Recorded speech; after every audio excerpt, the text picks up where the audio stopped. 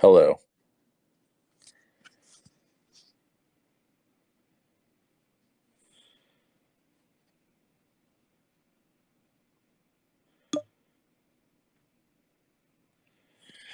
Give us a second.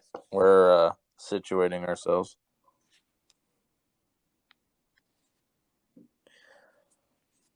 Oh yeah, can you hear me? Yeah.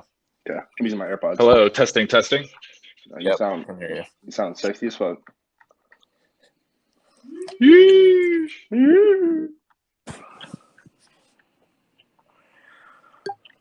Okay, I'm gonna give it a couple minutes. Let people come in here too. Okay. Hey Joe, can you send me that stat link again?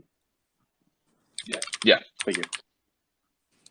For people listening, if while we're talking you have any questions, reply to my tweet that I made like an hour ago that says leave any questions you want here. So not guaranteeing we get to some of the questions, but if a question does come up for you while we're talking, just put it in that Twitter thread and we'll try to get to it.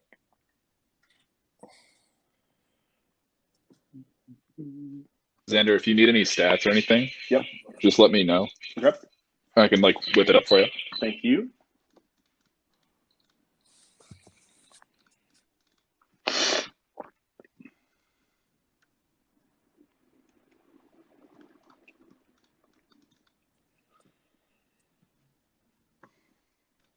How do I do this? One sec.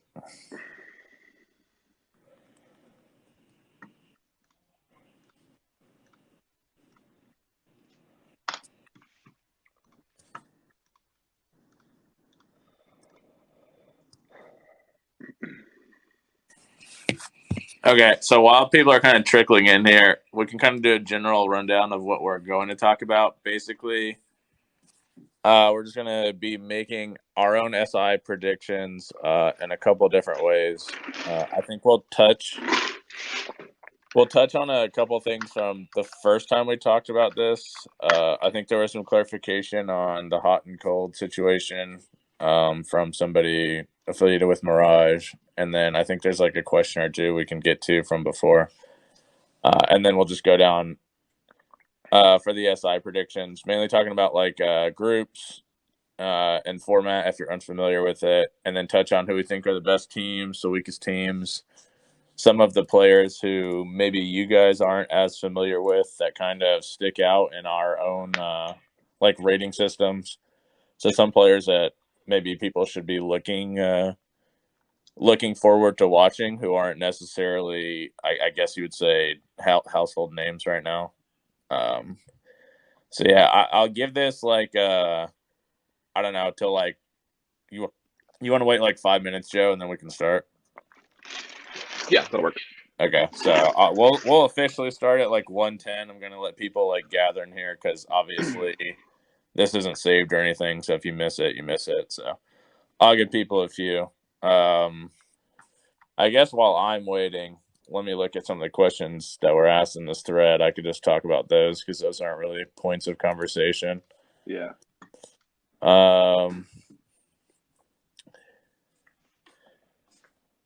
Okay, so this is one question. Latam has an extremely aggressive play style. It seems to be a result of their lack of strategic attacking ability. Do you see the style of play being easily countered by strategic NA teams, or do you see NA teams getting eaten alive by hyper-aggression? I think that's kind of a simplification of it to say that Latam just doesn't have strategic attacking ability. I think they have their own meta of attacking.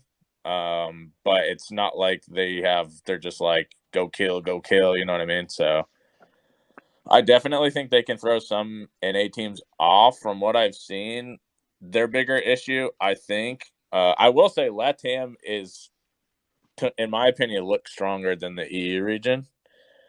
But I think the one main issue Latam might have is that the way they play, for instance, I was watching Liquid play MIBR on Consulate yesterday, and those are two of the better LATAM teams, two of the bigger threats in this tournament. Yeah. And the way they were playing Consulate, I could not see them beating, like, without, like, Palu or Nesk or, like, somebody just on their teams just going, like, absolutely crazy. I could not see them beating, like, an NA team on Consulate. Just from the way they were playing it. Like, Mm-hmm. the setups and stuff like that didn't necessarily make sense. Now, that doesn't mean they can't beat them, because you do have to factor in the, like, just the pure aim aspect of it that the LATAM regions do bring, because they are extremely good aimers. They are extremely aggressive. They will do things that catch you off guard. But meta-wise, I think they could run into some issues against more organized teams. Yeah. So the Latin American playstyle is definitely one where it's like, I don't know, fragging ability and forcing teams to adapt to their meta is where they're going to be like, where their biggest advantage is going to be, just because it's so different. And then I don't know. I think NA is a good region to have like a nice balance between like people that can shoot back and strategy. So I think the NA teams can cope with it pretty well, as long as they bring like their A game, I'll say. And then EU, it's almost kind of similar to Latin America's playstyle in terms of aggression and fragging ability, but I think there's less teamwork involved. I think that the strats in Latin America are not as advanced as NA, but they're more advanced in EU, just for the sole fact that like they play heavily off of playmaking and they take their openings as a team very well. I think obviously this kind of goes into what we will be talking about, maybe like as we get into our actual predictions. But one issue that I think teams, especially in NA, will run into against a team, like against some LATAM teams, against some of the like EU teams, is NA teams. Some of them are extremely slow in like how they're setting up their attacks and getting into positions and stuff like that. And if you're already a slow team and then you play against an extremely aggressive team, a lot of times that's going to like fuck you. Because if you're already taking a long time to get to your basic like execute positions, Mm-hmm. but then you're going to have to deal with like people peeking you, people fighting for like everything you're trying to take, that's when it becomes, to me, like where you, if you're a slow team and you're not getting those picks, because it goes both ways, right? If you're a Yeah. passive team, you could get the picks because you're so passive, or you're just like shocked at what you're seeing and you just can never get to like your execute. So I think it's going to go like, obviously the teams at this event are supposedly like the best of the best, so you would hope they can kind of deal with that. But an aggressive kind of team definitely will fuck with like slower teams if they actually play it like correctly. 100%. I think you said it really well. It's like if you're the team that's on the receiving end of that like aggression where teams are like heavily contesting like entries and fighting for those early zones or even late zones when you're setting up for execute, as long as you're not dying as the team that's like fighting for those areas, like obviously you're gonna fuck something up on the attack, leave the other team, and then like you said, vice versa. If you do get the picks, then that's gonna work in your favor. As long as you don't choke. Okay, so those are just a couple questions I saw on Twitter, Joe. You can go ahead and get us started on whatever topics we want to run down here.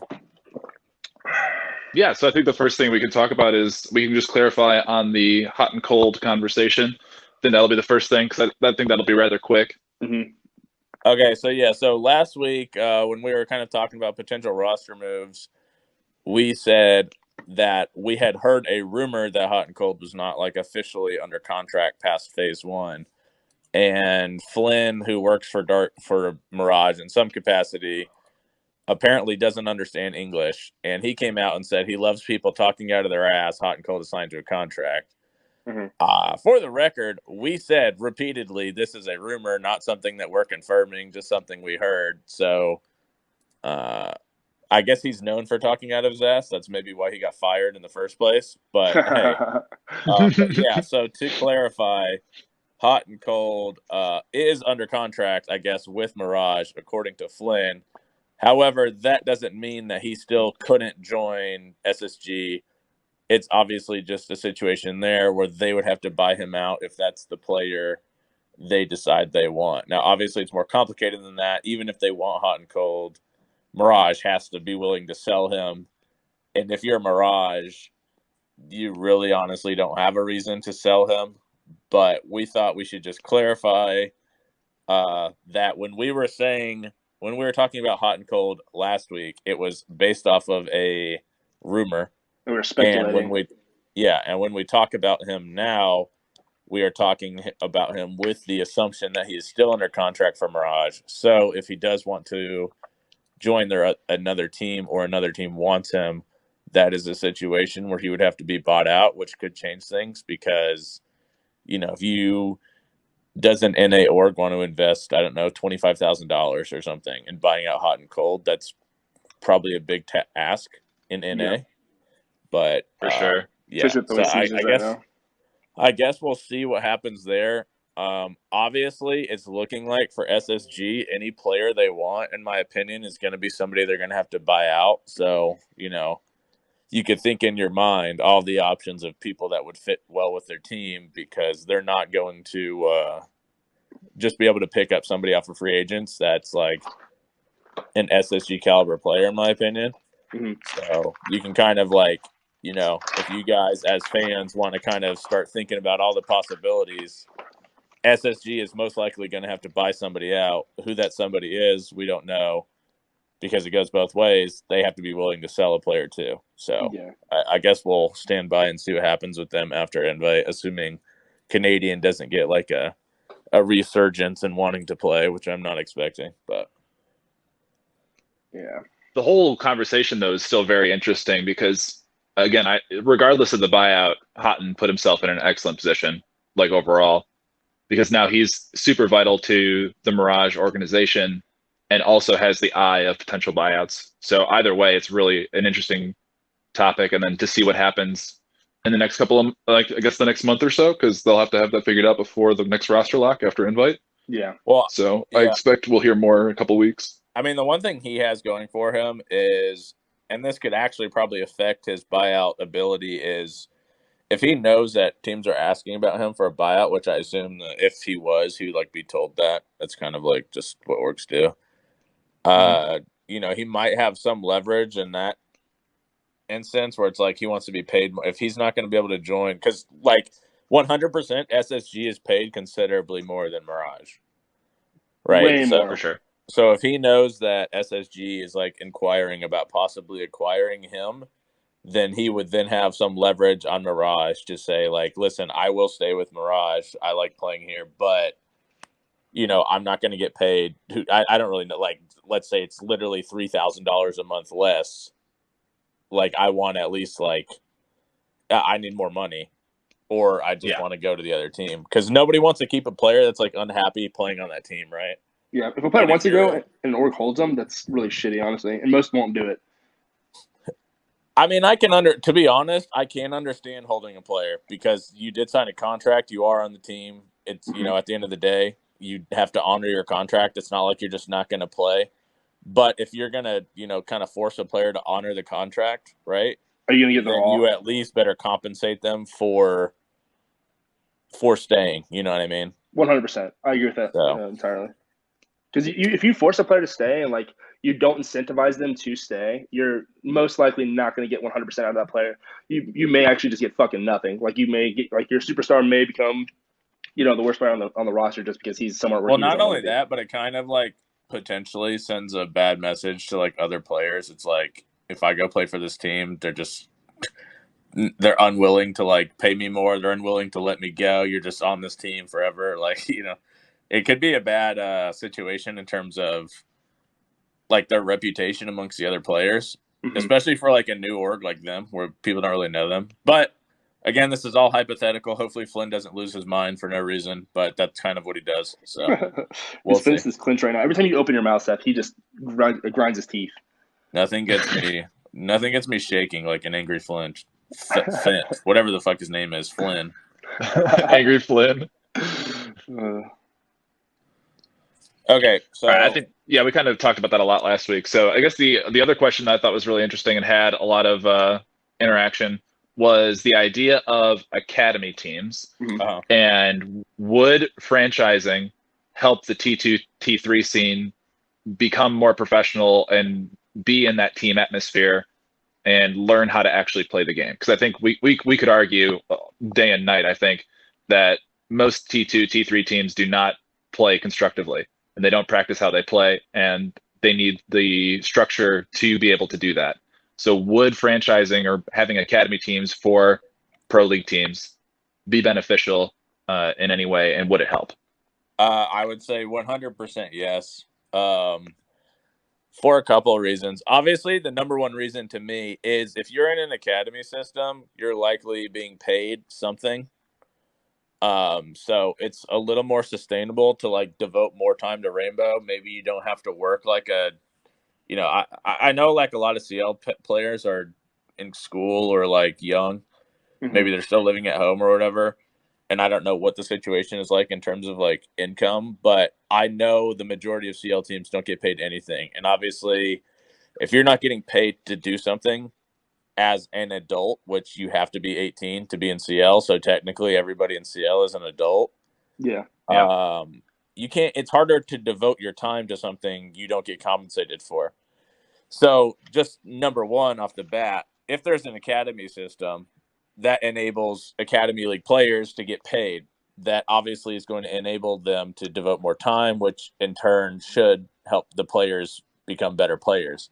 I think another big thing there is if you're an academy team for a pro league team, right, then you're within the same structure of the pro league team. You're within the same system. You maybe don't have the exact same coaches, but the same philosophy of the org runs through their players, because technically as an academy player, you could potentially replace a pro league player if they ever went into a slump, if they wanted to make a change, anything that could happen there. Obviously in Rainbow it doesn't really happen, but like in league, they switch out players in academy when like some of the All the pro league time. guys are kind of slumping or whatever. They'll give them a week or two off and then bring them back or whatever.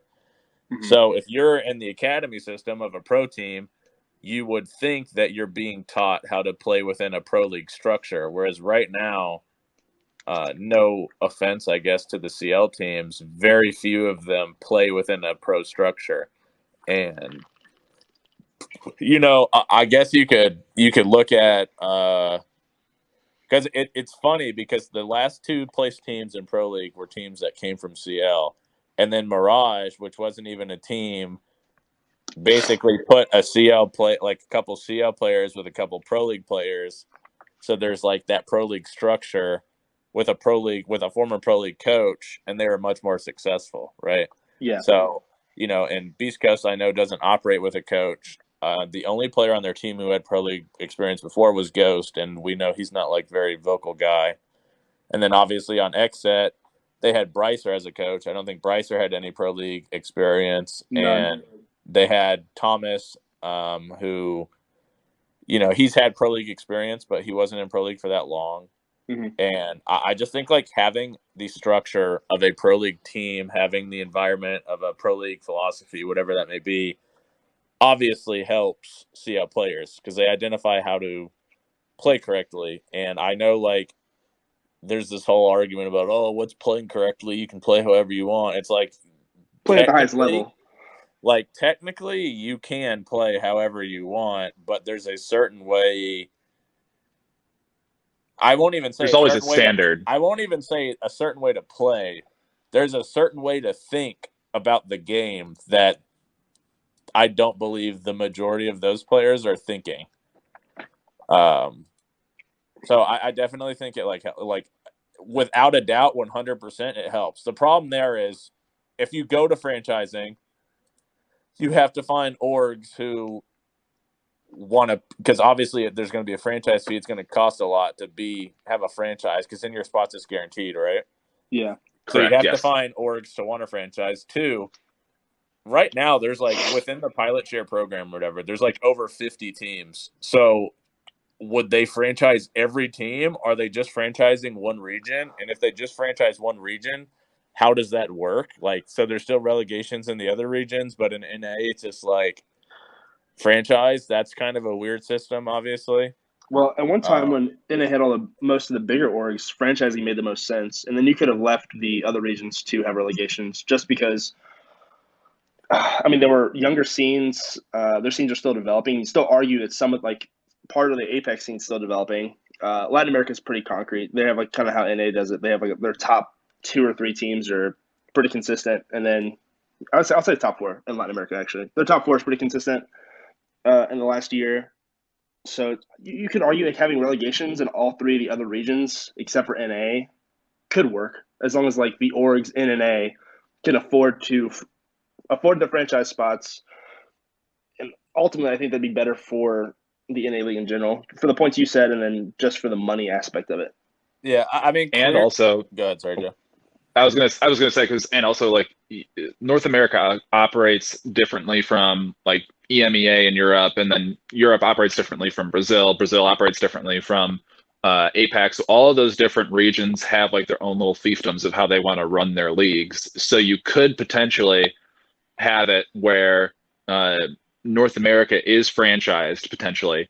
I don't know what the feasibility behind that is, but if North America is franchised, does that attract larger orgs that want that stability, that are looking for that level of stability and want to invest in the scene a little bit more, and then they would maybe in Europe or in Brazil or in Asia Pacific? Like, I think a fantastic question is, why is Cloud9 in the APAC region? Would they be interested in potentially coming over to North America if everything was franchised? Yeah, that's a tier 1 org. So why, like, they're normally operating out of North America.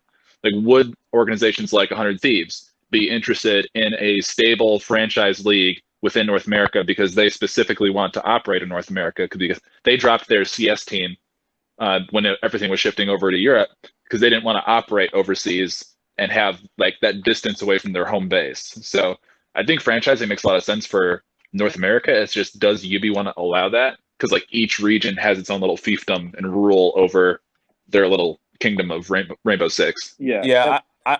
Sorry, I was just going to say, I definitely think in terms of the academy system, because I guess this was the main point of the question, an academy system 100,000% would help T2 and T3 NA, because right now T2, T3 NA, in my opinion, is honestly pretty bad.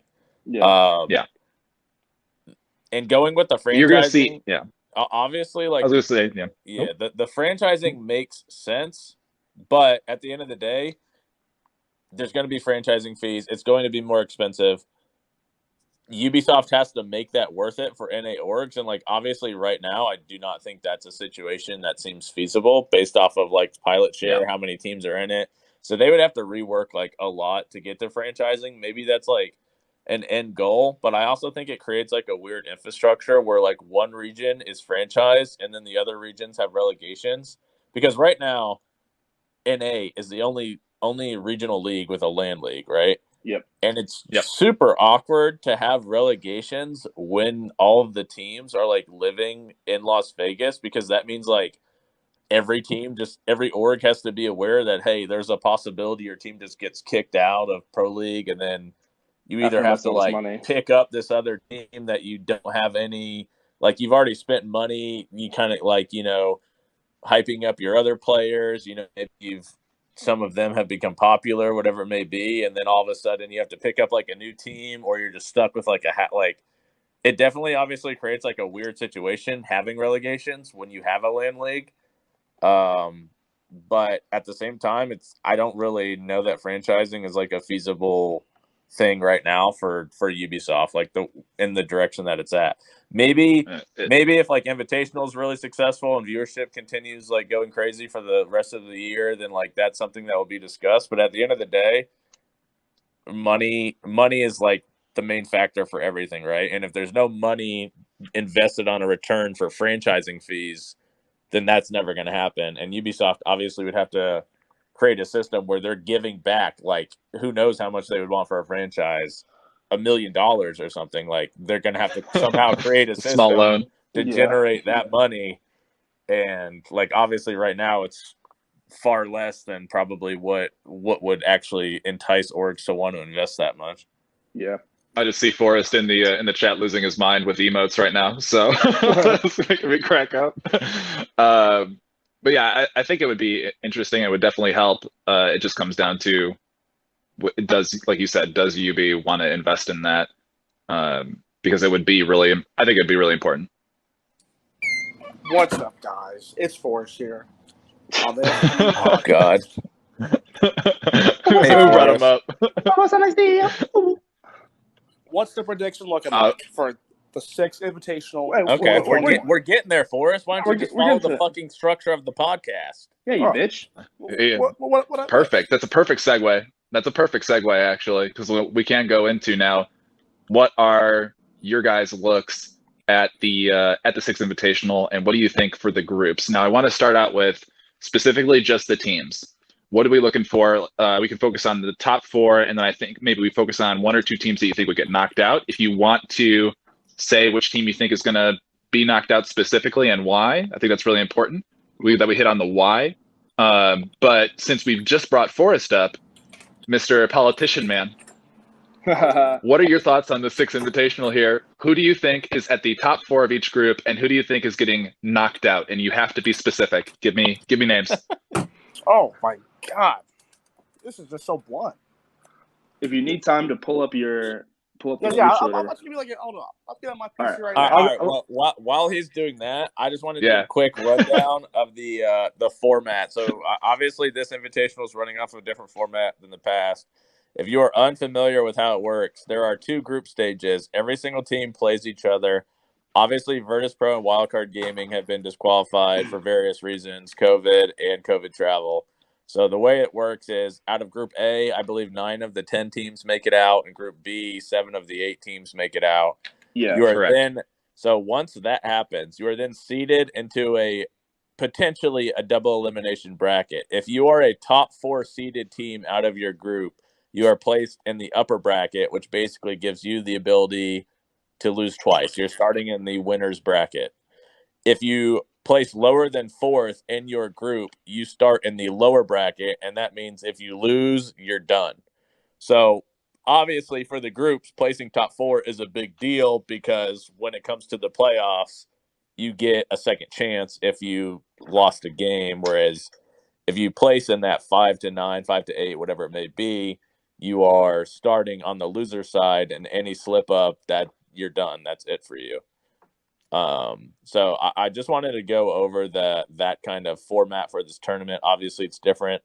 I still believe that like the Swiss format's the best. That's kind of where just like every team, you just play down until teams are eliminated, and then you reseed for playoffs. You play your same record. Like 2-0 plays 2-0, 0-2 plays 0-2. I still think that's the best way, but I do think this is kind of like a middle ground there to like, do something here. Obviously, with the teams being disqualified, it kind of makes it a little awkward in how it's going to go. But I did want to reiterate and make sure that everybody's aware that placing because some people might just say, oh, the groups don't really matter because it's just one team's not going to make it. They actually are pretty important because you want to finish top 4. You want to be on the double elimination side. You don't want to start a loser's bracket. Yeah, you want to have that safe cushion. I think, one of the benefits of the way that they're doing it this way over doing Swiss is the fact that you can see who your opponents will be in each of your groups, and you can prep for them specifically. Whereas in Swiss, it goes by who wins and loses, so you can't necessarily plan. So I think this bracket, the way it is, although it is a best of 1, and we all know anything can happen in best of 1s, the way the bracket is set up will allow for teams to prepare, and I think we'll see the teams that do have that ability to prepare and maybe counter their opponents. It's a little harder to counter opponents in best of 1s, but they have the opportunity here to do that. Whereas in Swiss, it's more of just how you play on that day, even more so. I was going to say, though, obviously, I probably have a different philosophy on it than other people, but in best of 1s, I almost don't think you prepare anything for the team you're playing because who knows what they're going to throw at you in a best of 1. It's more so just basically identifying, because they're all going to have these stats. They're all going to have analysts and stuff. What maps the team you're playing is good at, just ban those maps and get it to a middle ground map, and then you just play your game. Because I don't think trying to counter 10 different teams in best of 1s is because in most of these cases they're playing 2 or 3 matches a day, right? That's a 3, lot. yeah. That's a lot to sit there and fucking dry run 3 maps for 3 different you know what I mean? At the end of the day, I think you just sit down, you play your game, you get to the map that you think you have a good chance on. Obviously, typically you ban the other team's best map and go from there. And you just say we're better than you or we're not better than you, and we'll just play it out and see what happens. So I think the way that I would approach it is you just figure out, at least in the group phase, maybe in playoffs when you're playing best of 3s, you can get a little more counter strategy. But in groups, it's just figure out what maps are like safe to play against each team, and then just run your shit there and go from there. Yeah, I think more than like the counter. I think the most you do in terms of countering for best of ones is maybe take a slight change in approach to play style. Like if you know a team's playing super aggro, you can kind of tweak it around that. If they're playing super passive or they're slower, more methodical team, you can adjust your play style around that. But outside of that, I think it's more of just making subtle adaptations to your strats inside of the best of ones and just trying to throw your opponent off or make them somewhat uncomfortable while they're trying to complete whatever they normally do.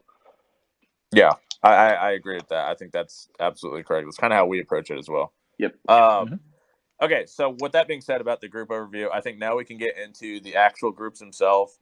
Rather than predict, I mean, I guess we can talk about who we think the weakest team are in each group. So actually, first, if one team's not making out of Group A and one team's not making out of Group B, which team do you think that is? Starting with Group A, which is obviously the 10-team group, and then to Group B, where it's only 8 teams. For me, in Group A, I would say it's between Furia and I would say so. Furia is like my safe bet for who's not making it out of Group A, and then the potential other two that don't make it out for me is Empire or Cloud9.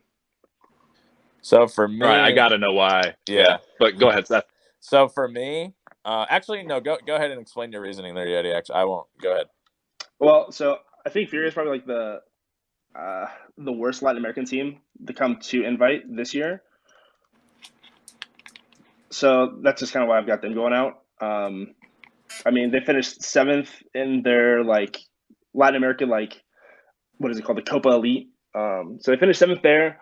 So that's not a very impressive finish. And they're playing against other Brazilian teams. And I don't think Latin America has the strongest region. I know obviously they have strong teams, really strong teams at the top end of things. But to finish 7th is, they said, not that impressive.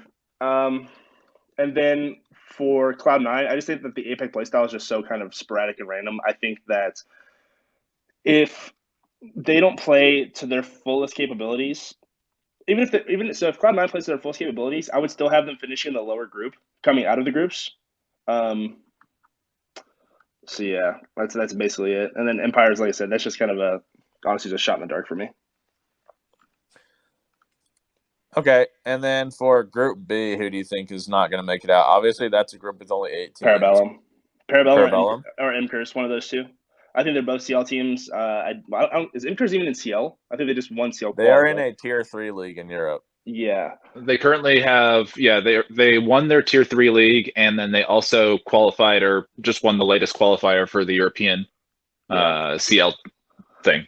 So they have 100 points in that. Both these teams also, like, obviously they possess the strong possibility of really upsetting some of these teams, just being that they're quite literally the dark horses of all of Invite, in my opinion, just because they're the lowest tiered teams competing at this event. But at the same time, they don't have a lot of experience. I don't think their understanding of the meta is that great anyhow, but that's kind of where it comes into, like, they may have a potential to upset somebody by kind of being different. But I just think that they're outgunned and outmatched in most of the departments first. And they're a pretty good group. I mean, they're in a really strong group, honestly. I mean, you've got 3 NA teams. Nip's low-key been AFK a little bit, but I would not be surprised if they turn up this event. And then Nibber's good. And Giants, I mean, the Apex teams are wild. So okay. Did you just say Mibber? Mibber. I always say Mibber. In Brazil, all right. I know what it's actually called. Okay, so for me, for Group A, I think Cyclops Gaming doesn't make it out. Okay. I think APAC is... So when we do our own rating system, we put Latam, NA, and EU in Tier 1. We don't even currently count APAC as a Tier 1 region. We count them as a Tier 2 region. So just going off of that already, I don't think APAC are going to be as good as the NA teams or EU teams or Latam teams. And then Cyclops Gaming, using our like rating system, is one of the worst rated teams at Invite. They're the worst rated attacking team overall. And within their own region, they finished 4th place. And again, that's a region that we are not even classifying as a Tier 1 region. So they're a 4th place in what we would kind of classify as CL almost. So I think they don't make it out. If they happen to, because APAC, I will say, do have very unique play styles. They're like very aggressive. They can throw some crazy stuff at you, so they could potentially pull an upset or two in a best of one. I just honestly don't think they have the skill to do that. Yeah. If they did manage to do that, then I think it comes down to a potentially Team Empire not making it out. Empire going into this obviously performed extremely poorly in EU. They were 9th place. They clearly have the ability or the talent to perform well. I mean, they literally won before this like first phase, they won the major in EU. If we didn't have that first phase and this was just going straight into invite, people would be picking Empires like a sleeper pick to win, going based off of them winning the EU major. Yeah. But right now, I think for Group A, I would predict Cyclops Gaming to not make it out. And then for Group B, I actually am going to go with MKers. Just being straight up, Parabellum is the worst rated team in our rating system. Obviously, our rating system accounts for them being in Challenger League. We don't even have MKers rated because the competition they play against is like literally a T4, T5 level. And obviously knowing Parabellum a little bit better than maybe the other teams because they are NA, they do have like a really kind of unique or weird play style that I think in best of ones can like win them a game or two. And all they kind of need is to upset like one or two teams, right? Yeah. I actually think that the sleeper pick to not make it out of this group is actually Giants. Yeah. Because the Giants, obviously, typically, they've been one of the best teams, but they were put in, like, the weaker – I think there was, like, a big deal about it before the split started or whatever. But they were put into, like, the – I guess you would call the bad side of APAC, like the weak side of APAC. And they finished in 6th place. So, in a Tier 2 region, in the worst part of that region, they were a 6th-place team.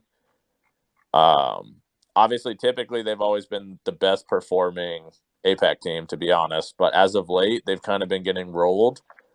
And if Parabellum and if MKers are playing to, like, a Tier 1 level, because, like, right now, I'm basically considering MKers and Parabellum T2 level teams along with Giants, right? If Yeah, MKers are able to perform at a T1 level, I think Giants go out because Giants, in my opinion, are definitely a T2 level team. It's just like, especially with MKers, they're the complete unknown. You don't know what to expect. Yeah. So we'll see what happens there. I will say for Giants, they at least do have like a lot of LAN experience. They do go to a lot of events, so that can help them. But Group B to me is definitely the worst of the two groups. 100%. And I think Parabellum actually make it out. I think it's MKers or Giants that don't, but I guess we'll see how that plays out. Okay. Yeah, that group in particular, I think the top four are probably like MIBR, Oxygen, TSM, and SSG. I think NIP it falls into that lower bracket because I think they have just struggled this season. They've been sleeping a little bit. Compared to the other. Yeah, exactly. Compared to the other Brazilian teams. MIBR, I think, is my number one pick for making it out. I think they might even place first. Not that it matters, but in their group, they might place first. And I think OXG, I'm a big fan of OXG coming into this tournament because I think OXG play best of ones. Their style is going to match up pretty well against other teams in best of ones. Mm-hmm. And they also had a stellar attacking half. Like whenever they were attacking, at least in Group B, out of all the teams, they have the top rating right now for attacks. So they're converting factors that really matter on those attacks. It's just a matter of they're kind of the middle of the table on defense right now. So can they lock down their defenses? And they're also coming off the benefit of playing on LAN already. So the one thing I want to call out specifically with Giants is Hysterics, because Hysterics has been having a stellar season, which I didn't even, when I was reviewing the games, I didn't even really notice it until I looked at the overall rating for all the players and where he ranked up. But if you look at our overall power rankings for Group B, like there is that Tier 2 penalty that we're applying to the APAC region, and he's number 5 in our overall rating list for that group in terms of performance. So the big issue is can he continue that performance, and can his teammates, who are pretty much all at the bottom, can they step up? I think that's a big thing for me. If they don't, then I think, like Seth, you said, I think these teams like Makers and Parabellum can surprise them a little bit. Yeah, I have a theoretical question. Just to it's out of left field. I was just kind of looking at the groups, and I was like, thinking about NA teams attending this event. I think we could say safe to say that DZ probably had the hardest time playing best of ones them and TSM, but I think TSM is just kind of in a slump. Whereas DZ just made a roster move. From the way Hotan's been playing, you could argue say that they didn't make the right roster move. With them considerably struggling in best of ones, how do they do? Where do they finish in Group A? And just like, how do they do at this event? So, obviously, we already kind of talked about how if you make top 4, that's a big boost going into the playoffs because you get basically 2 chances. Whereas if you finish outside the top 4 of your group, you're on the loser side automatically. Mm-hmm.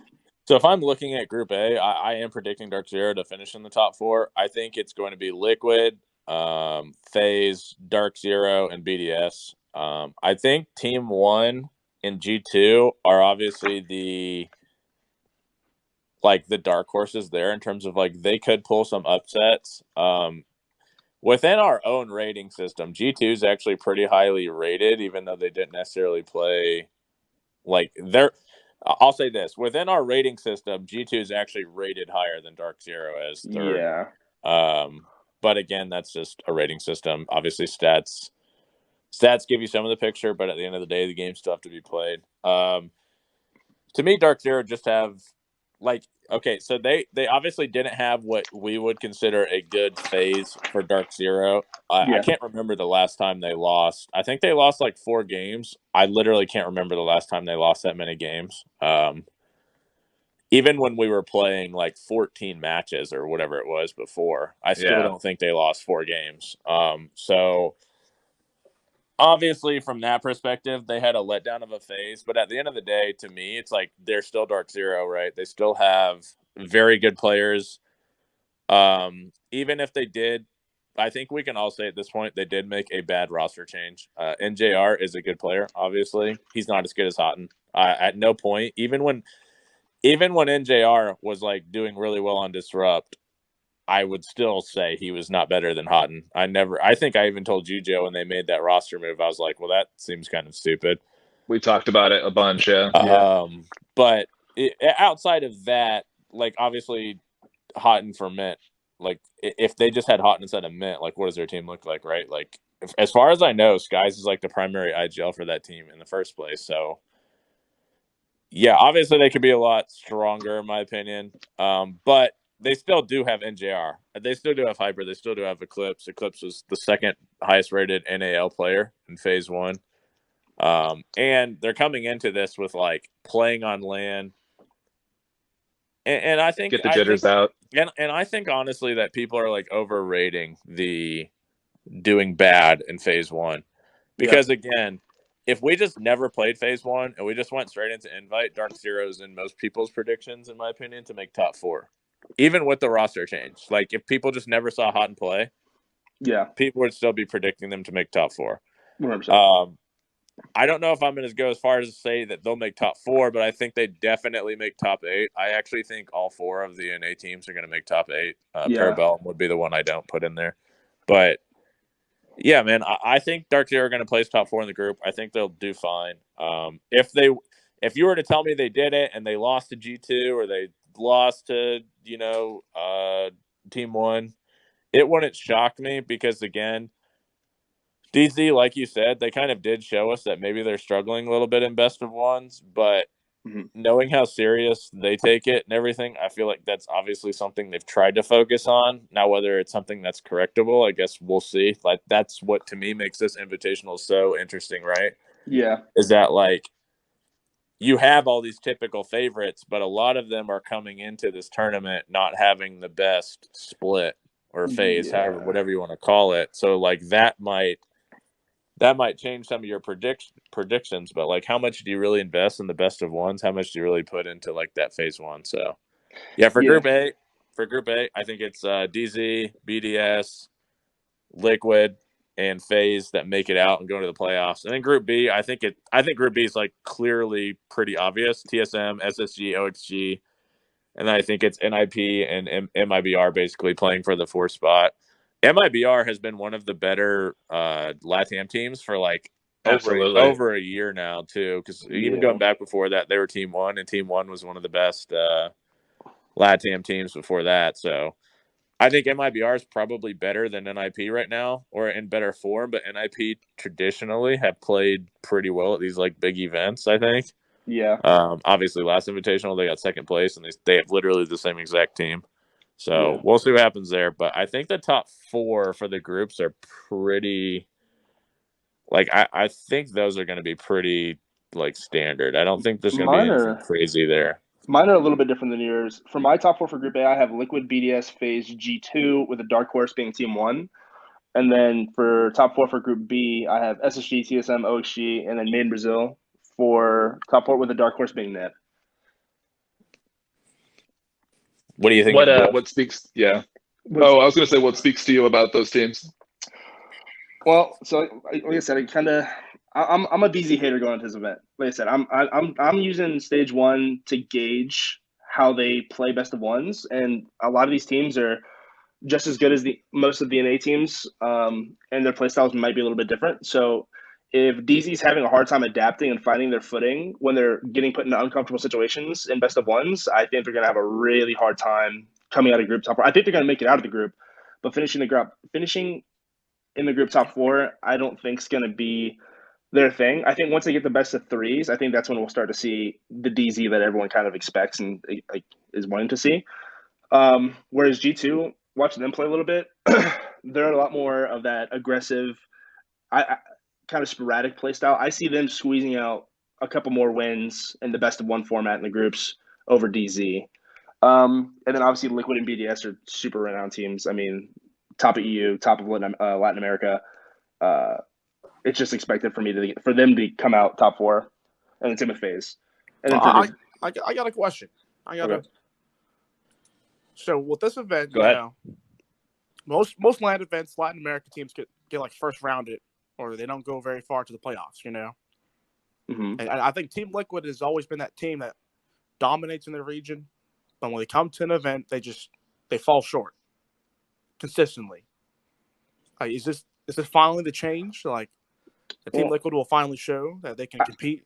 I think this format's a lot different than any other event we've seen, because it's best of ones in groups, and you play everybody. Whereas before at SI and all the other majors, it's always been best of 3s in groups.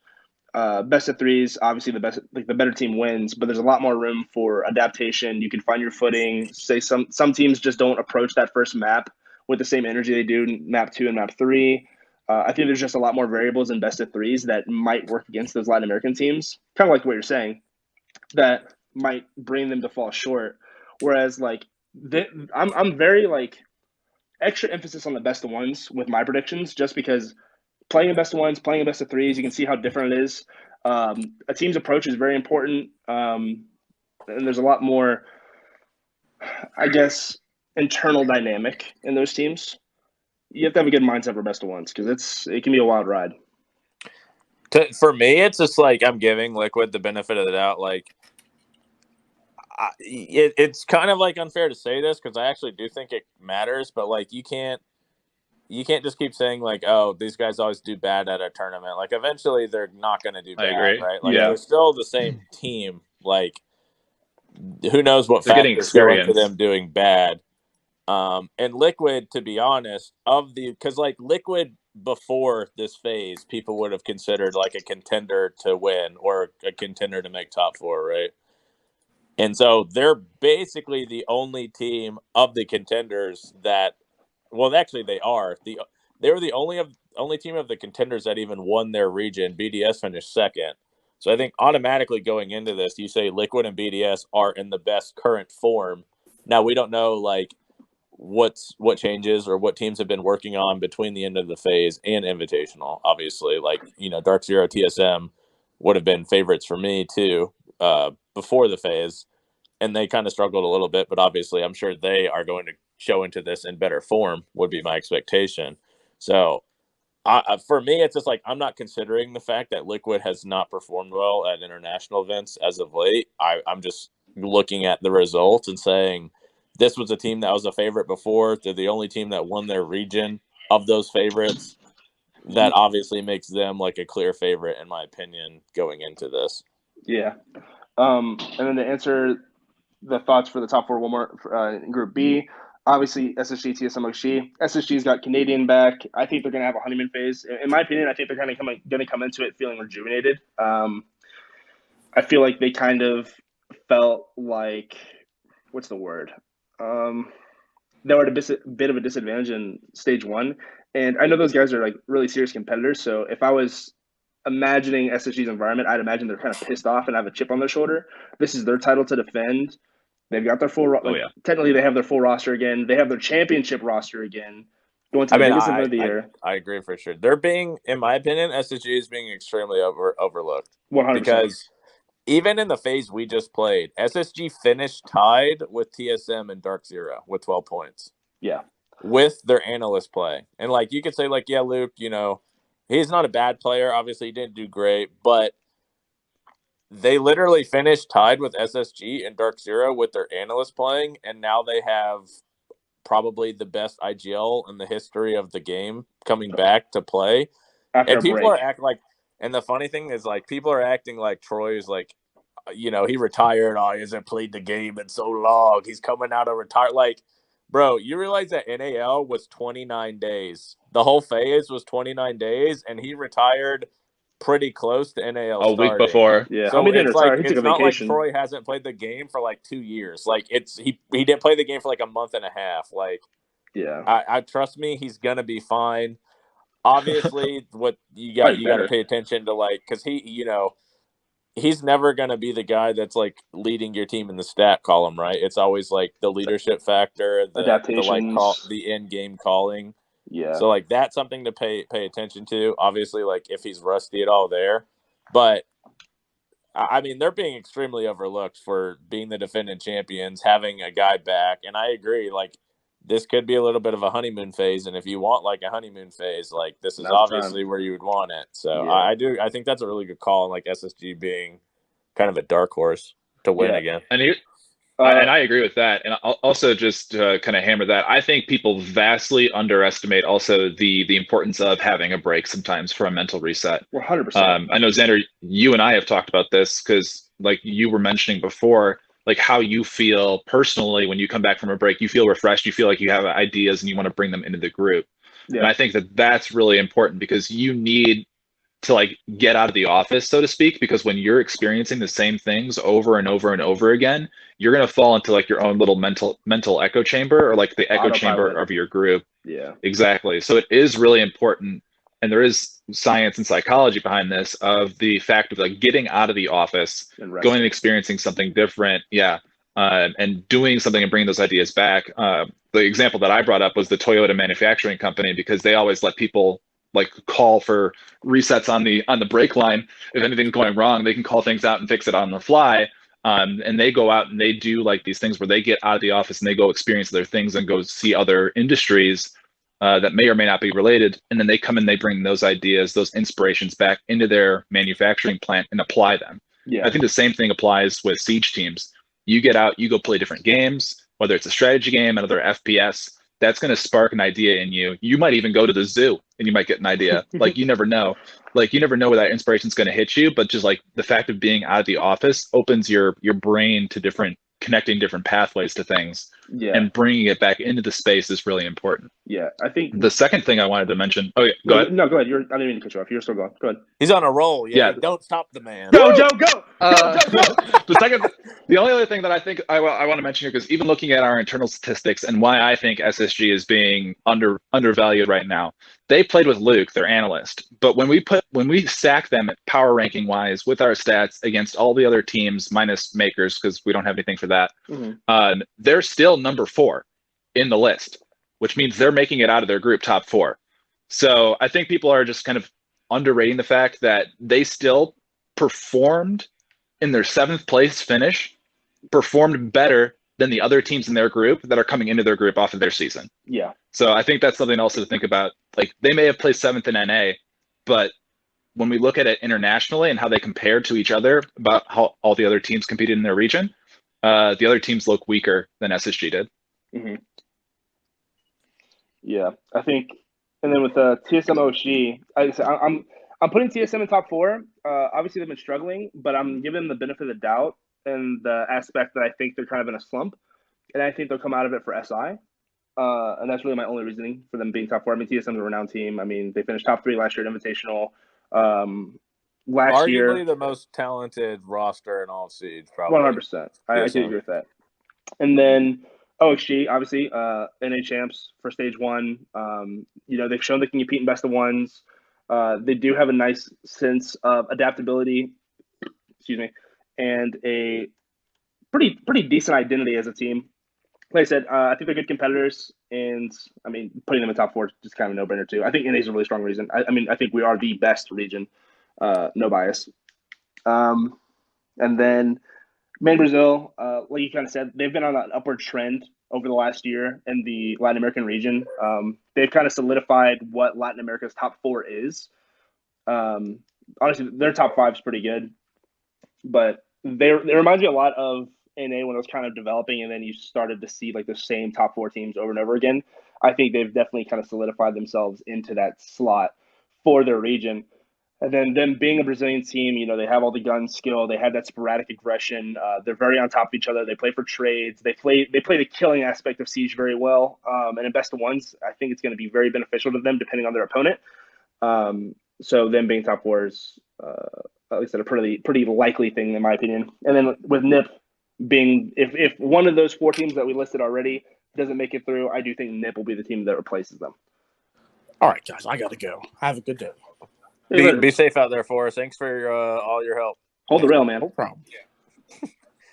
Okay, so I think first we should talk about, because I actually think OXG is like basically being ignored. I haven't heard like anybody talking about them at all. Yeah.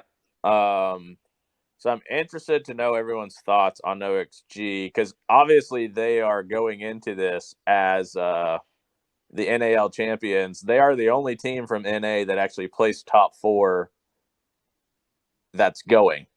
So in terms of the NA teams, a lot of people still are predicting TSM to win. A lot of people obviously predict Dark Zero to make top 4, whatever it may be. As of recent form, OXG is technically the best team. So do you if we look at our overall team ratings, and again, this is team ratings, OXG in our overall ratings is rated as the 7th best team. Now, 4th best attack, and then 4th best attack, and kind of struggling down there on defense. That's interesting, actually. For them, it's always been the other way around. Usually, typically they've always been the best defending team by far in the region. But so when I'm looking at their team, let me pull up some stats on them real quick. Yeah, I want to ask you about how you think the new guys, Yaga and Kino, have really turned around their attacks, because Kino's really high up there on attack for them. I think he's number 1 or number 2 overall for their group on attack specifically. Let's see, he's number 3 behind Lucan and Raps. So, and then the next highest on attack for them is Vert.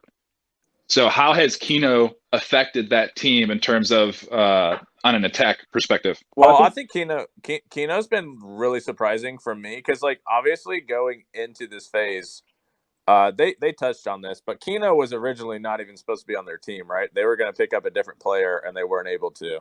Yaga has always kind of been seen as the NA prodigy in a way. People were waiting for him to turn 18, waiting for him to get his experience.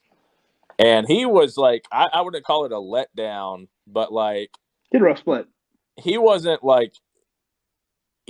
putting on maybe the performance we expected, but then Kino was. I mean, Kino was obviously, I think he deservedly made the team of the split for NA as a rookie, which is insane. In his group right now, so in the group, Group B, or no, sorry, whatever group they are, Group B, he's actually the number 1 rated attack player And that's primarily being as I would say they played a little differently, but he does play like a lot of breach. Obviously, I don't think he's necessarily like a support breach, but he is on that role being that effective on attack. So I think those guys have definitely like obviously kind of rejuvenated their team in a little bit, gave them like a little bit of a different identity. Because I think some people were like, even though they dropped their two statistical worst players, it was Slash and Bio before. I think people still questioned like, would they really be any better? Yeah.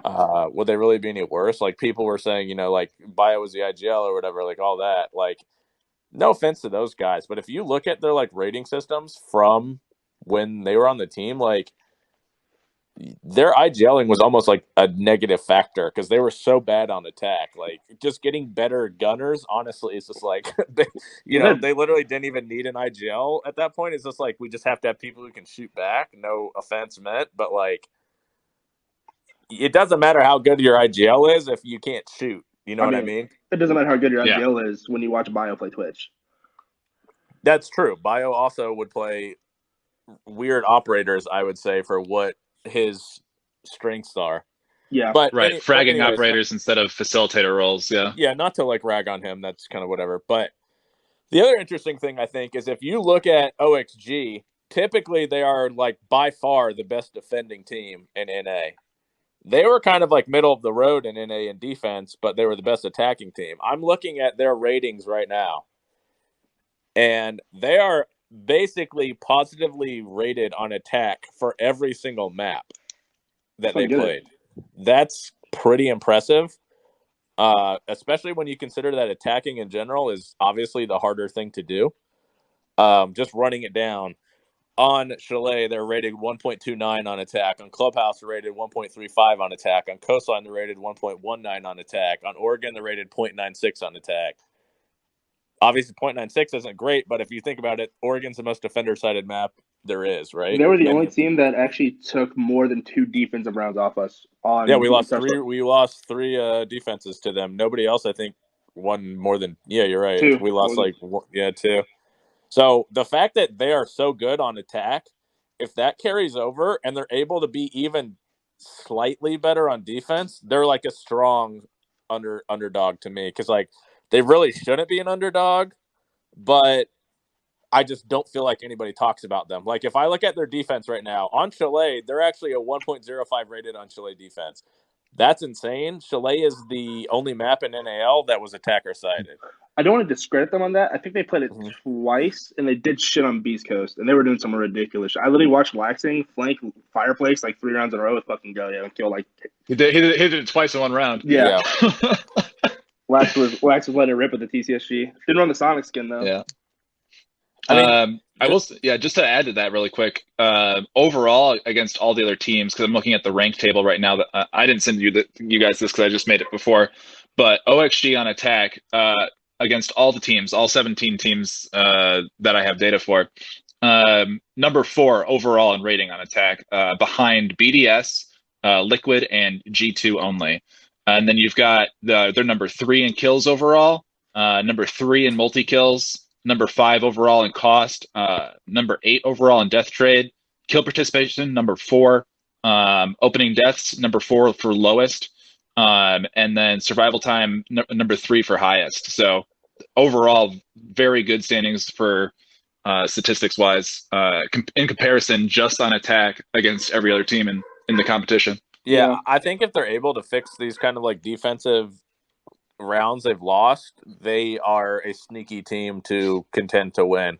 Because if you look at their defense and entry opening kills, almost the most important stat in general out of any stat, on their defenses, they were negative 16 in opening kills. That's on defense when you typically should have the majority of your opening kills, right? Yeah. So if they were actually positive on entry on attack, but negative 16 on defense. If they're able to even like cut that in half or get that to like just a 0, like they're a huge threat because their attacks are so good, right? So yeah. I think they're definitely like, obviously I think they're being a little overlooked because it's not TSM. They don't have the big name, I guess you would say. Like obviously OXG's not the orgs that those guys are, but I definitely think they're being overlooked a little bit. I think they're a dark horse contender, especially if they're able to like kind of during the like period in between, if they were able to kind of iron out some of the issues I guess they're having on defense. I think for me, it's gonna be really interesting to see a lot of these NA teams that made roster moves playing these best of threes. Like OHG is one of those teams for me. Like I said, I have no doubt that OHG is gonna dominate groups. That's kind of where I'm at with OHG. OHG is gonna fucking just dominate groups. I am curious to see how they fit in best of threes. And then TSM and OHG, or TSM and SSG, those are the teams where I kind of expect them to just be more dominant best of threes, and then kind of win enough best of ones to make it through with being top four. But I really feel like no one's really talking about OHG just because it's like expected for them to do well. I mean, when you finish stage 1 champs, like, I don't know. I do understand what you're saying because they're not really getting a lot of hype. But that might just be the, I don't know. I mean, let me ask you this, Yeti. Let's just move on from that for a second, because so who do you have projected? Like, who are your top 4 SI finishes? Like, who are you projecting to finish top 4? Liquid, SSG.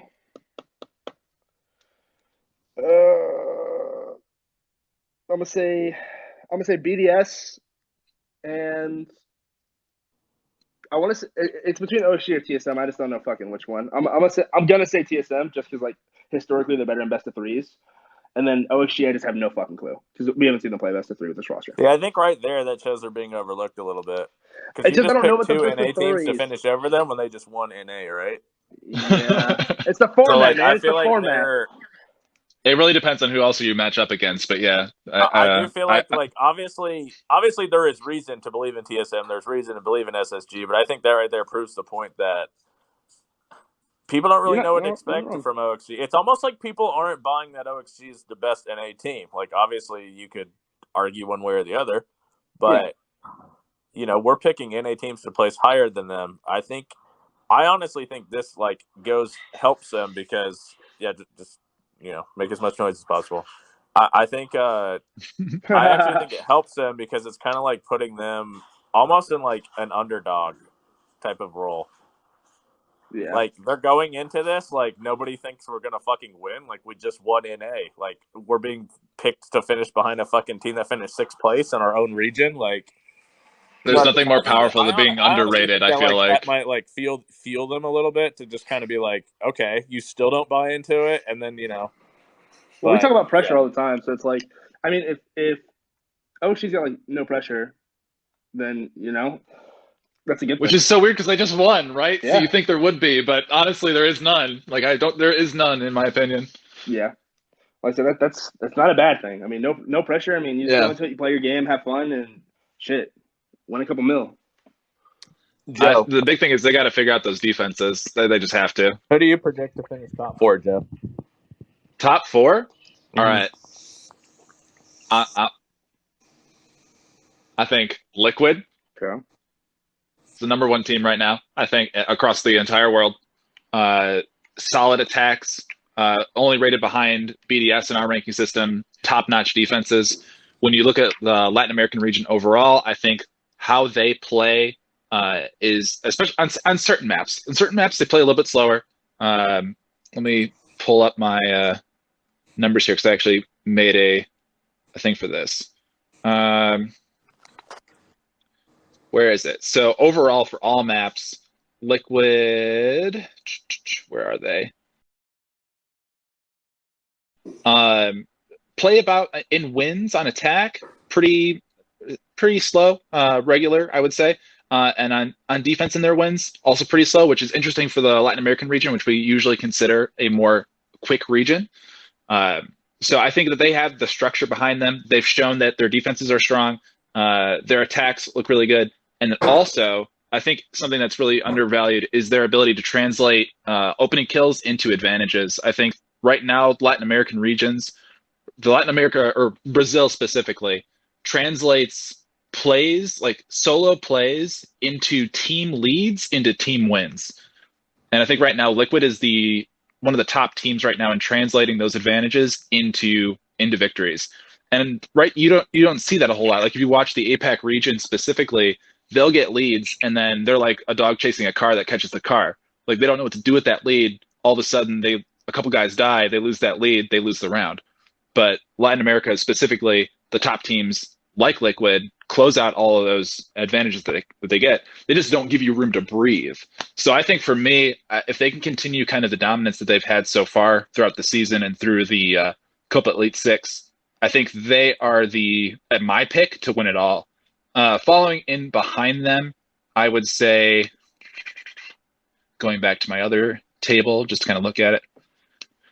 BDS, I think a really strong front runner. For me, it's weird because BDS in the European region, and Seth, you've mentioned this before, like we just don't know how those attacks work. So like it's going to be interesting for me. They have good gunners, but how is that going to compare to teams like the Brazilian teams who have good gunners as well and kind of match that aggression, that tempo that you're setting? So I think BDS is really solid on attack, but we'll have to see. BDS plays like the fastest, Latin America plays the fastest clubhouse, but BDS loves playing clubhouse. So that for me would be a really interesting matchup to see BDS go up on clubhouse against a Latin American team and see whose attacks are better. Because normally BDS likes to start attack, I think, on clubhouse, which is kind of also odd, but the Brazilian teams, I think, have the fastest clubhouse. So I think BDS is number 2 for me. I'm kind of all bought in on MIBR. I think those guys are also really strong. Again, for the same reasons. I think as a region, Latin America just translates their leads into wins more consistently than all the other regions. So I would say that would be like my top 3 would be Liquid, BDS, and MIBR. The last one's really hard for me to kind of put in there. I will say I haven't been super convinced by G2. I think Furia also was looking really good through the regular season, but then just did not translate that into the playoffs at all. So they're rated more highly in our ranking system, but I wouldn't put them like top 4. So then the question is where does FaZe fall? Because if I'm going to put OXG, I'm definitely going to put OXG above G2. I just think that pound for pound, I think right now OXG would beat G2 hands down. Attacks are better than G2, or attacks are pretty close, or actually a little bit behind G2. And then I think it's just up to, yeah, literally. So in our ranking system, G2 number 3 for attacks, but literally same rating basically as OXG. And then G2 is 5th from the bottom, 1, 2, 3, 4, 5, 6. 6 from the bottom, OXG is 5 from the bottom on defense. So it's going to be whoever figures out their defenses, which if you go to a defender-sided map in your best of 1, potentially that could matter. But they're in different groups, so it's not really like they're going to play each other. So I would still say I just for the NA hometown talent, please OXG, please do not let me down. I will put you at number 4 in my spot in the top 4. So that would be, I think Liquid is the strongest team. I think if they continue, they'll win the whole thing. Followed by BDS, MIBR, and OXG somewhere in that pile. Please, OXG, do not let me down. Please be number 1. I'll give mine in a minute. I did add Lax because Lax messaged me since we were talking about OXG. What's going on, Lax? What up? What up? Nah, What time is it in France right now? 11:14. 11:14. Okay.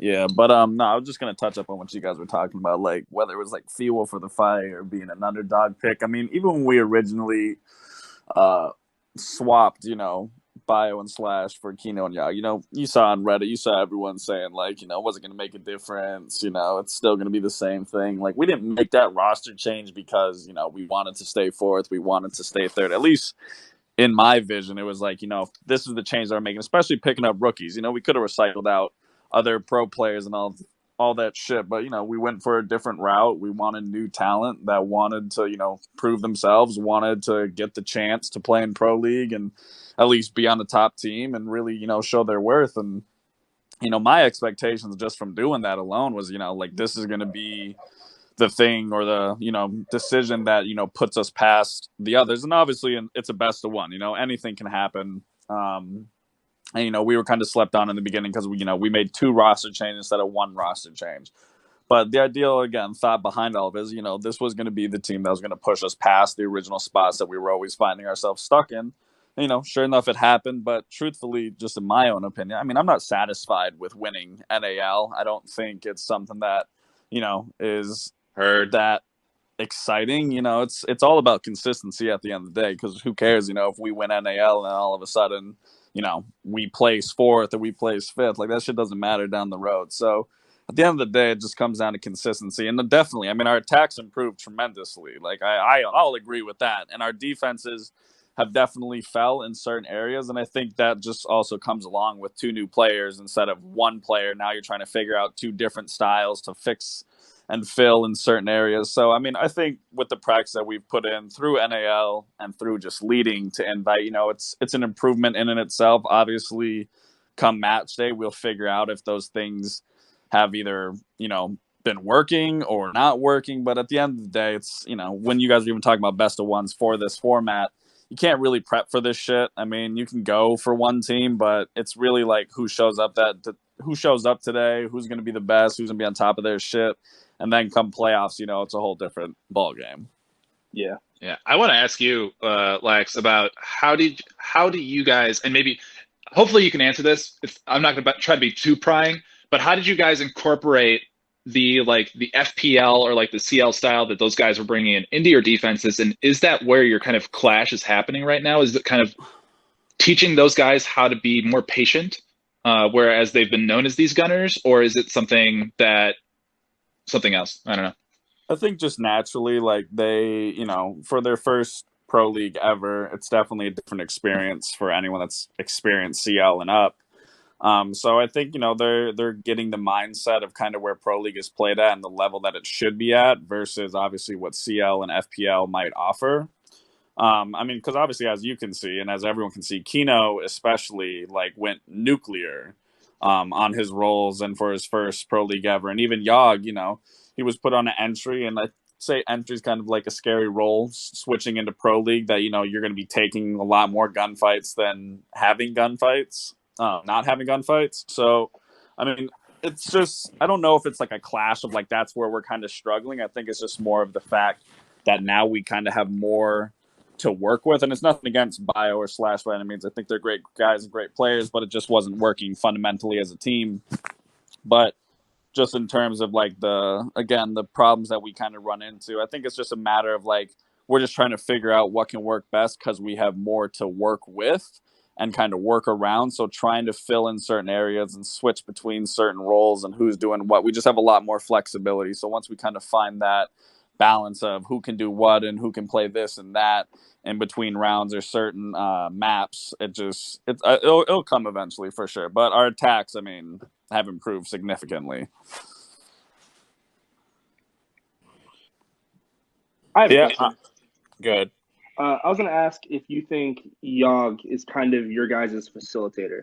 I think every team has a player that doesn't necessarily shine through in the stats department, but more or less enables everyone else around him to be better.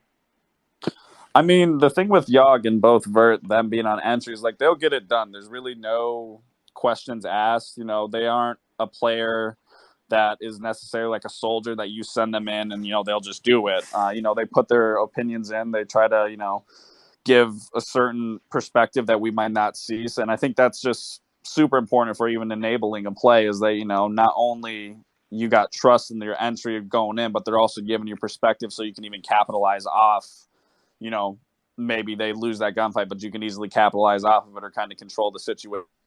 Like I said, what we were kind of dealing with in the past. Yeah, I got you. All right, man. I do. Honestly, I'm rooting for you guys because I think you're. I don't want to say you guys are being like overlooked, but I definitely don't think you're being given necessarily the credibility that we're still giving to like the SS. Like even when I'm about to make my predictions, I'll be honest, I'm not putting you guys in the top 4. I think you definitely make the top 8, but I'm going to have other NA teams higher than you. And I think that just goes back to like what I was saying is just like, even though I'm aware I'm not giving you the credibility, I'm still not going to give it to you. So it's just like, it's like, I am rooting for you guys to kind of like shut everyone up that like still is not buying into the that TSM or that Dark Zero or that SSG are like that aren't buying in, that they haven't been like, I guess you would say like passed up almost. You know what I mean? Like I'm hoping that you guys just like honestly just win the whole thing and then shut everybody up and be like, Oh fuck, that's we what I'm are hoping definitely for. the I mean, I best. didn't fucking fly out this far and eat, Yeah. World War II rations to fucking not win. But I mean, no, I mean, I respect that, and I think just as a whole, I mean, a lot of the Siege community in general is so flip flop when it comes to who's winning, who's losing. Even if they had, like you guys were just talking about SSG kind of getting a lot of flack and shit for their recent performance, but kind of just ignoring everything that they've accomplished, throughout the past seasons, throughout invites and all that. And it's just, it's just a lot of that comes with orgs. Even with you guys, I mean, you guys placed really high for this season compared to obviously previous seasons. And I don't think you guys got as much credit as, could have been given. Even with us, like people say, it's a best of one. It is a best of one. Me personally, I don't think best of ones prove a lot. I think best of threes definitely show the more potential that teams can have. Best of ones just kind of show who's kind of on their shit that day.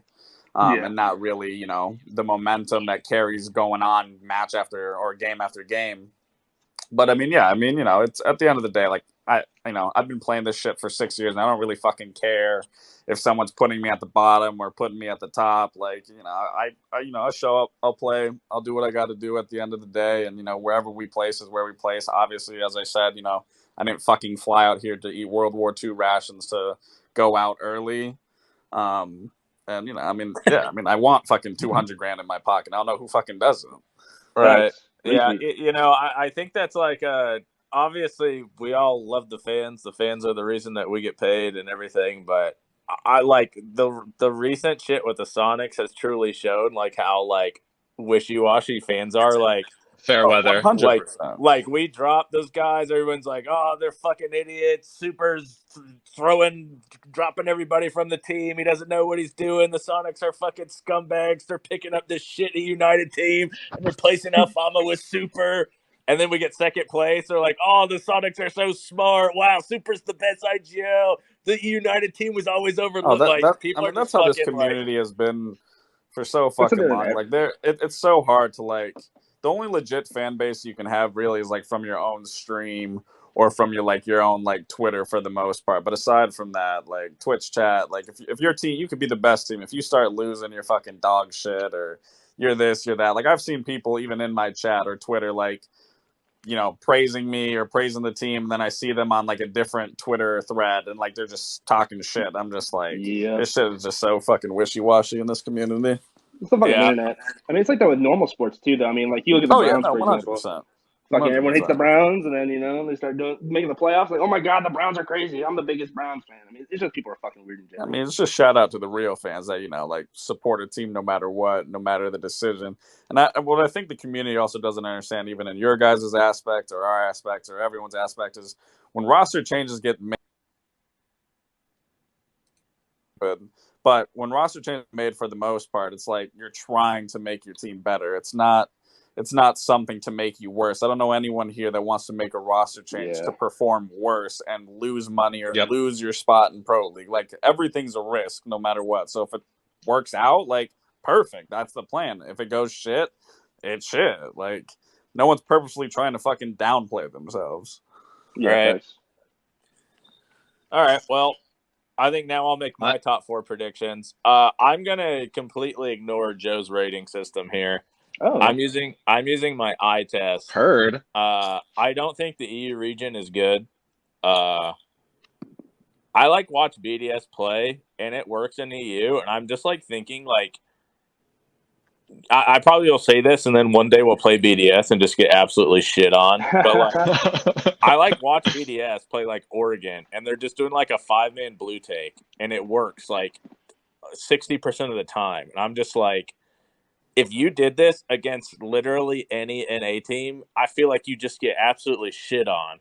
So I don't necessarily understand how some of the things that I've seen these teams do work within their own region.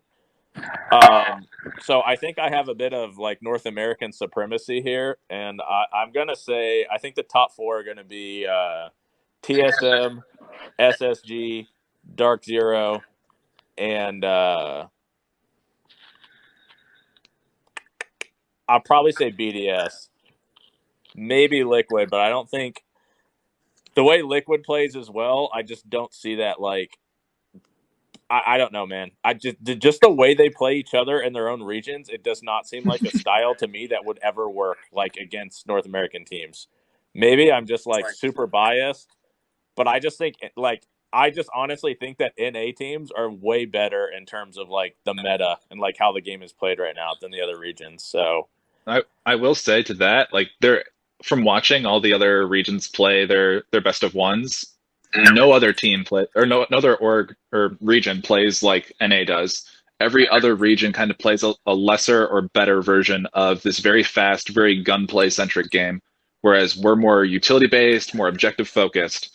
And I think that's going to be a big thing for this tournament. It's going to be like which style of play is it? NA style of play that's superior, or is it the rest of the world's? And that's really interesting to think about.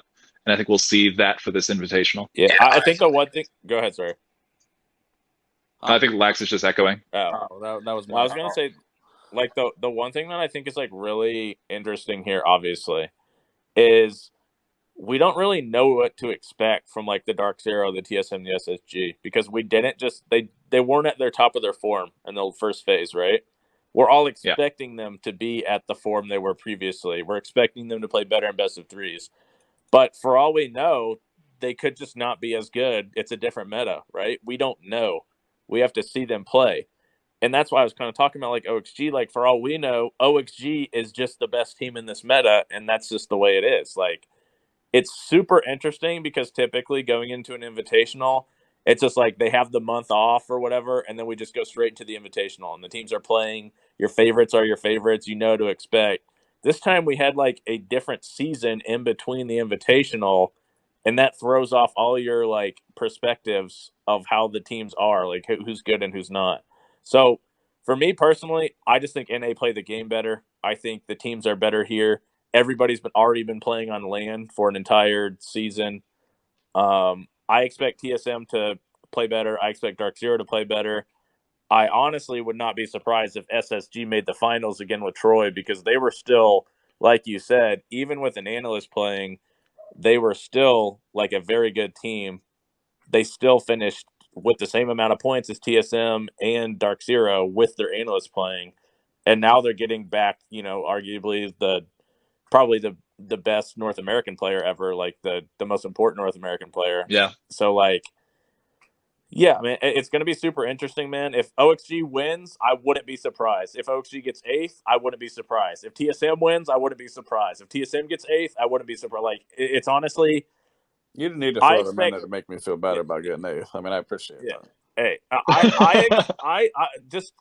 I don't even know if I could tell you who it's going to be, but I expect 3 of the top 4 to be NA. I think it was. No, I can agree with that for sure. I think NA is the strongest region that it's been. And truthfully, like when you think about even EU as a whole in the past, it's really only been like G2. One team, which was G2. Like whenever you were listening about Europe, it was always G2. It wasn't really anyone else. Then Empire came along.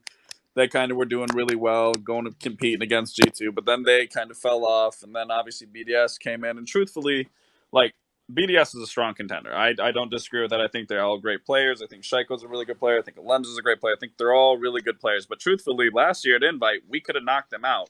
We had 2 unfortunate rounds that kind of costed the game. Yeah, you did. We would have knocked them out. Then, like, what does that say for BDS? Like, they would have been knocked out in groups.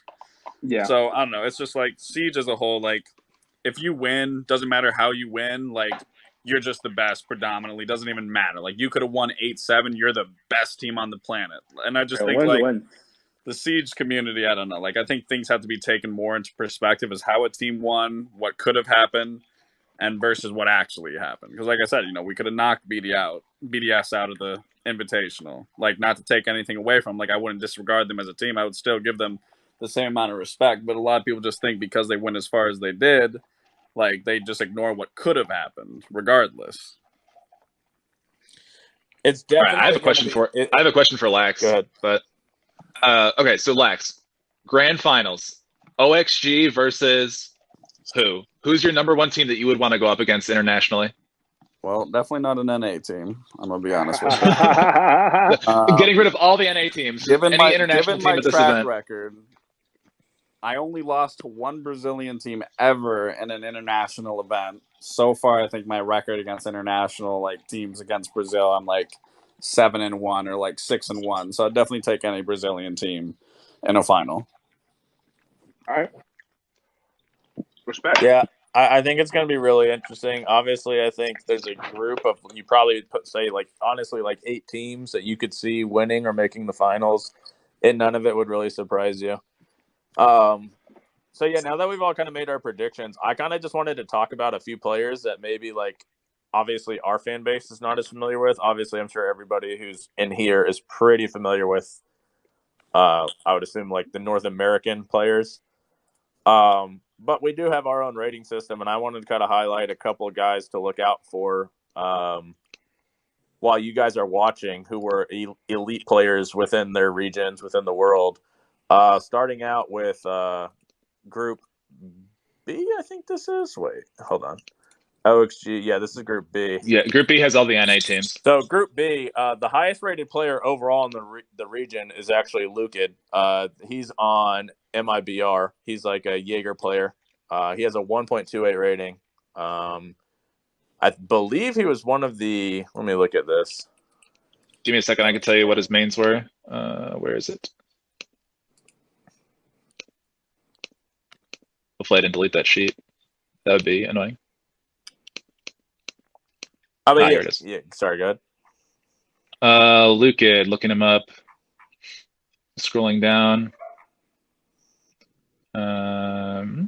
Lukid has a 1.55 rating on defense.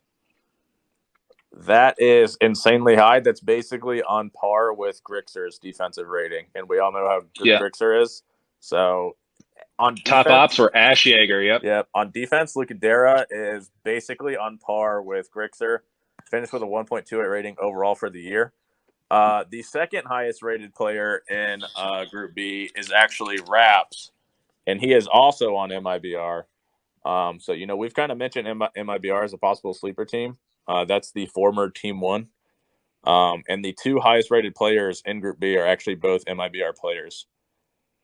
And Raps is a Sledge Smoke main. So for those of you who are some SMG enthusiasts out there, Raps might be your guy to keep an eye out for.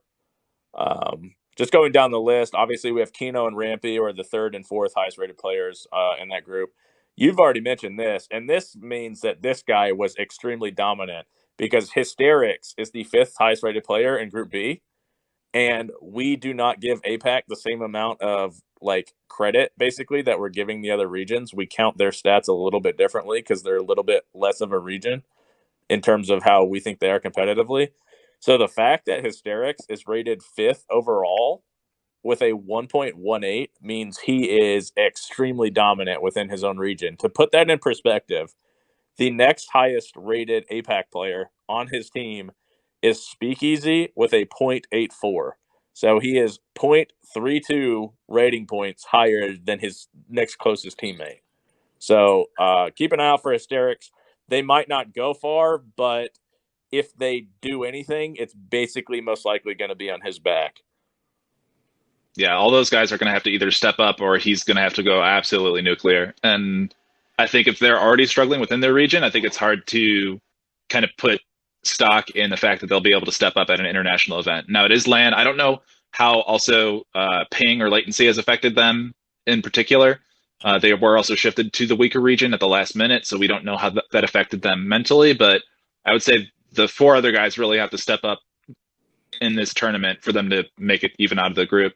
Yeah, and then rounding out the top 10 for Group B, and then we'll head over to Group A. We have Fultz, obviously the most successful, I guess you would say, entry player over Phase 1 in NA. We have Muzi, obviously, on NIP. Pretty sure everybody knows who he is after his kind of dominant performance at the last Invitational, which is actually pretty interesting when you consider that we're kind of saying NIP is not playing that well, because Muzi and Pino are both right next to each other in the top 10, right? So, I think that NIP could surprise here. I definitely think that the NA team should be on the lookout for NIP because NIP has literally shown that they, in particular, have the ability to upset North American teams. So I think definitely keep an eye out against for NIP. And then we have Falls. I actually have no idea what operators Falls plays. I can give me a second. I will say about the Brazilian teams, like I'm excited to see them on LAN because whenever I'm watching their games, their internet connection is absolutely awful. So like they're playing with like They're red on plug the Soniqs and internet with constant 80 ping. they're just it's worse. They're like disconnecting. So I'm just interested to see how they play on a level playing field. Falls is top operators, Ace, and Smoke. Interesting. So another kind of SMG savant there in Group B. So yeah, that's kind of interesting. Obviously, we have 3 players on MIBR in the top 10, 2 players on NIP, 2 players on SSG, and then Achieved and Kino. So keep an eye out for some of those names. You guys might not be familiar with some of those players. Obviously, Luke Dara was kind of by far the most dominant player in terms of our rating system in that group. And then going over to Group A, you're going to see some names you already probably know here for the most part. The highest rated player in Group A by far is Nesk. He has a 1.36 overall rating, which is extremely high. Almost. Paula's third. Yeah, Nesk is almost. Grixer finished with a 1.41, I think. So Nesk is basically almost as dominant in his region as Grixer was in NA this last phase, and Grixer averaged over 1 kill per round. So that's obviously Nesk is and always will be one of the best players in the world. Guys going on like 6 years of just dominance. Nesk on defense in particular has a 1.56 rating, which again, pretty insane. Yeah, ridiculous. Second highest rated player in that group is going to be Shaika. We all know him. Then Palu, Nesk's teammate. So 2 of the top 3 players in Group A are going to be Liquid players. So this kind of is interesting to me to see all these Brazilian players rank so high because we're not really giving, at least I'm not necessarily giving them that much credit in terms of like how good their region is, but statistically they are near the top in basically everything. They're elite players, yeah. The 4th highest rated player in Group A is going to be Citizen, so another player I've actually been watching this guy a lot because he's been streaming FPL. I don't know how the fuck he's able to stream FPL while just looking at what everybody else is going through. And I'm not actually sure how to pronounce his name, so I just call him LMAO, but Alemio on Alemo, I guess. LMAO on Team 1 has a 1.18 rating. I've been watching him. That guy is crazy with the SMG. Buck Smoke main. Yeah, he's a smoke main. So that's a guy to watch out for. He's on Team 1. If you haven't been watching, if you're not familiar with him, I would definitely watch some Team 1 games because he is pretty nutty. And then we have Eclipse. Eclipse is actually the only NA player in this group with above a 1.0 rating, which is interesting. Well, Dark Zero is the only NA team in that group. That's true, I guess. And then we have Souls. What ops does Souls play, Joe? Yep. 1 second. Where is he? Souls plays. He's a Ace and Maestro main. And but second after that is Cade. And if you're not familiar with Souls, he is on FaZe Clan. And then we have Rafal and Brid. So 3 BDS players in the top 10.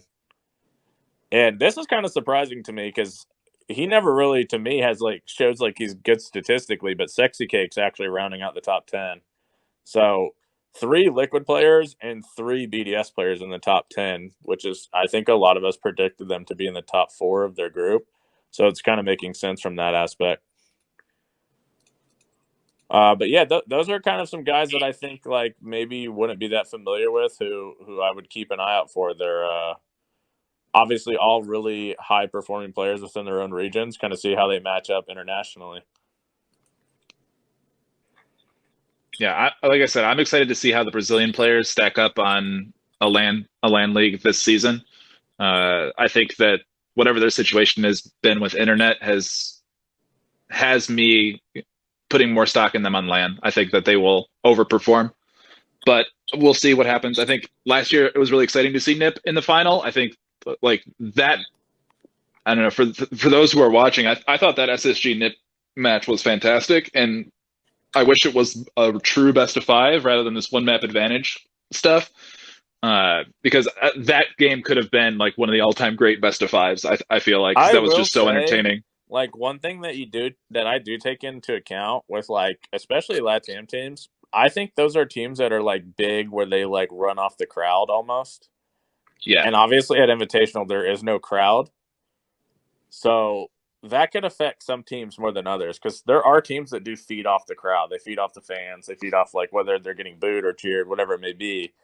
There are teams that feed off the crowd, and knowing that there's no crowd, like I feel like that will affect some of the teams. And I've always thought of LATAM as a team that, as a region that kind of that feeds off of like the environment. So I'll be interested to see like how kind of playing in an empty arena is going to, I guess, help them or hurt them.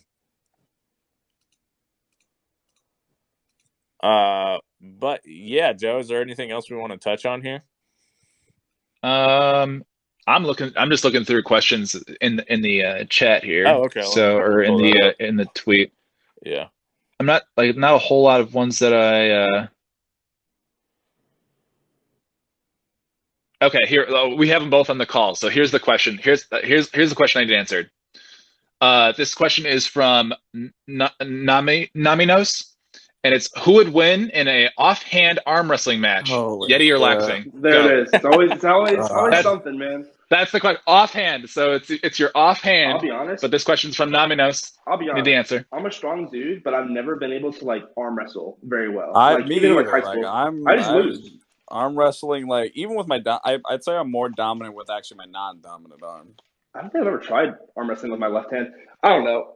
I'll be honest, bro. We can chalk it up. Next time we're in a fucking at NAL, we'll arm wrestle and we'll get back to you. Honestly, you're probably gonna smoke right now because I haven't been lifting in. Listen, bro. When I say I'm bad at arm wrestling, I think my record's dead ass like 0-200. Listen, man. I've been seeing you put in work. This is the biggest I've ever seen you. I have been slacking. Hey, I got titties. Hey, we blame COVID. All right. You'll be back. You'll be back at it. I'm gonna jump back on. Don't you worry. I'll be there in no time. I see this as kind of an interesting question. Maybe we touched on it a little bit. It's from Ghost Gecko. What team do you think is most likely to upset a few games? I think this is I'm looking to Parabellum to upset a few games if they want. Obviously, they have to win a couple games to get out of groups because I'm putting them at the bottom. The only thing with Parabellum, that I think they could maybe upset NA, but I think in terms of just other regions, like that's a whole different ballgame. Like when you've never played another region, especially traveling across the world, dealing with jet lag, and just in a completely different environment, I think that's their biggest disadvantage, obviously, from all the other teams. So I think their only upset could come from possibly against NA teams. And I'm not discrediting any of those guys. I think they're all pretty nasty players, but just in terms of that experience, it's just something that I don't think any of them have. Yeah. I'm actually sorry. Go ahead. I'm looking towards some of the APEC teams to make more of the upsets, kind of like how we saw with the Tokyo finals. Mm-hmm. I could see Cloud9 maybe coming up with some upsets. Maybe what am I going to Cyclops. So a lot of like the teams we're kind of predicting to finish bottom of their groups or just bottom out completely. I think they can make some pretty big upsets on some of the top teams.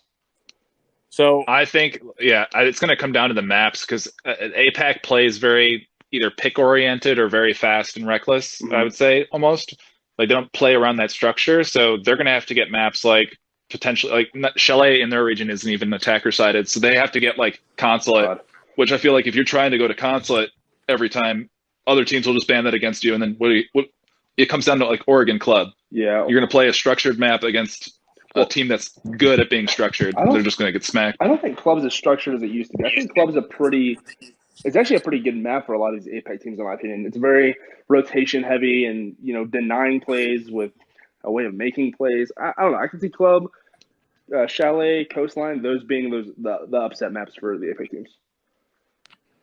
I actually think, based off of our conversation, I know they're not necessarily like a overlooked team in a way, but I actually think that NIP kind of has the ability to cause the most upsets, because I don't think anybody's really even considering them as like finishing top 4 in that group. They've shown with literally the same exact roster, they're not a team that made any roster changes previously.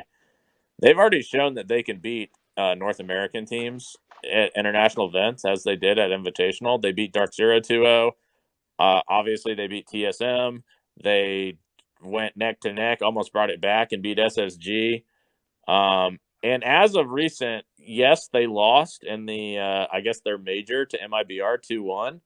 But outside of that, they beat FaZe twice. They beat MIBR 7-3 at one point. So I definitely think that NIP have the ability to upset teams in Group B and potentially knock either MIBR themselves or a North American team out of the like top 4 of that group. So I definitely think that NIP is an interesting team to keep an eye out for. Just to really quick, just to clarify on my comment for APAC teams, the best maps for APAC playstyle would be Consulate, where they average action in the less than 2 minutes. So they're trying to force fights on attack specifically. And then also Villa. Villa is also very fast for the APAC teams coming in compared to the other regions. Yeah. The only other teams that play Villa as fast is EU. TJ, I can answer this myself. You asked what for a fun playstyle team, what would you suggest to watch? To be honest, any Latam, any APAC games, they're probably going to be like at least entertaining. Fucking wild. Especially if they play against each other, because those teams are all very aggressive. They're less reliant, I would say, on strategy than they are on just like straight up bringing the heat. So I think, like, especially when those regions play against each other, it'll be very interesting. Yeah. Let's see if there's any other questions to touch on here. Okay, this is kind of interesting.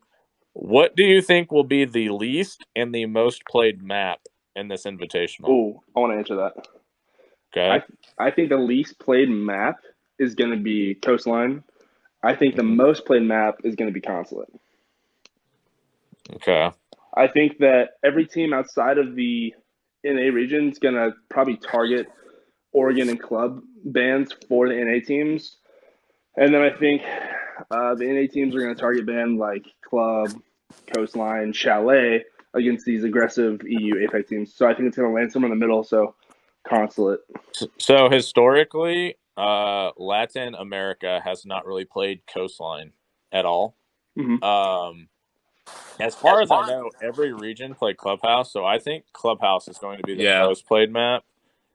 I agree. I think the least played map, honestly, I might go Chalet, because I think in NA Chalet was played a lot, but I don't know about the other. I don't think it was played at all almost in EU, like very rarely in EU, and I don't think I'm gonna pull it up. Yeah, I could see like a Chalet or maybe an Oregon being well. I don't know, because obviously NA fucking love Oregon.